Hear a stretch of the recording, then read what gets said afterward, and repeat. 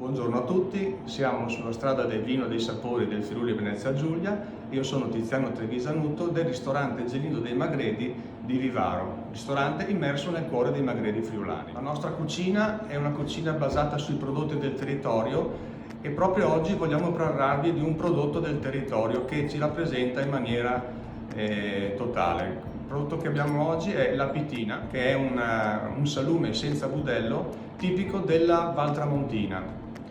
Un impasto, diciamo, una polpetta, diciamo, ha la forma della polpetta ed è ottenuto con un impasto del 70% di capra, pecora oppure anche selvaggina e con un 30% di spallotto di maiale. Il tutto viene tritato, diciamo, e viene aggiunto sale, pepe, aglio, piante aromatiche e vino rosso e viene formata questa specie di polpetta che poi viene cosparsa di farina di polenta, come potete vederla anche qui, e viene posta negli affumicatoi per essere affumicata. Sappiamo che il fumo ha una funzione di conservazione perché la pitina, come ben sapete, la sua produzione si hanno notizie intorno al 1850, quando i metodi di conservazione non esistevano e quindi per poterla conservare a lungo l'unico modo per conservarla era la tecnica del fumo.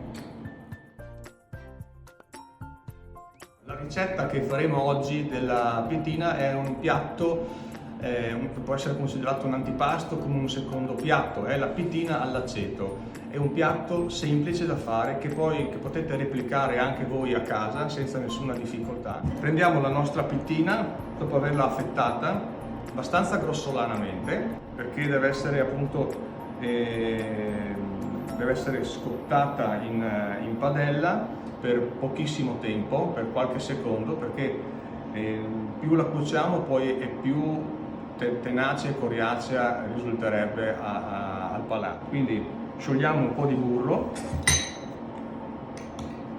nella nostra pentola. Quando il burro è sciolto ci adagiamo la nostra pitina.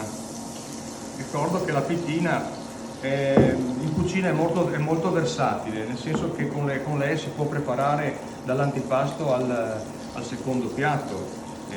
Quindi un antipasto veloce appunto è questo qua che stiamo facendo adesso, ma poi se vogliamo fare un primo piatto può essere un valido ingrediente per padellare una pasta, per farcire delle paste ripiene ad esempio, e anche no, c'è qualcuno si è anche cimentato per fare dei dolci. Quindi dopo averla scottata da una parte la rigiriamo velocemente dall'altra senza cucinarla a lungo. A questo punto sfumiamo con il nostro aceto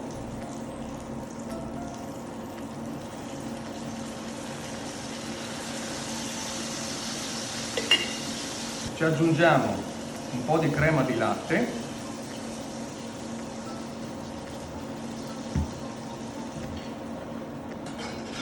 facciamo restringere anche per formare questa graziosa salsina che poi sarà proprio l'intingolo che andrà ad accompagnare la nostra pitina. A questo punto prendiamo il nostro piatto dove andremo a comporre il piatto, prendiamo un mestolino di polenta, al centro del piatto la disponiamo, eccoci qua, prendiamo le nostre fette di pitina, le adagiamo sulla nostra polentina,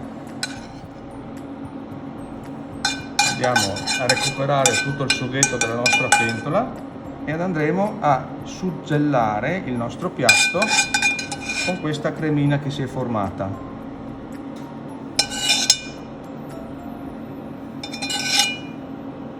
Bene, andiamo a decorare con un rametto di timo, che è un'erba aromatica che ci sta molto bene con la pitina. Eccoci qua, il piatto è pronto e vi aspettiamo e non vediamo l'ora di prendervi per la gola.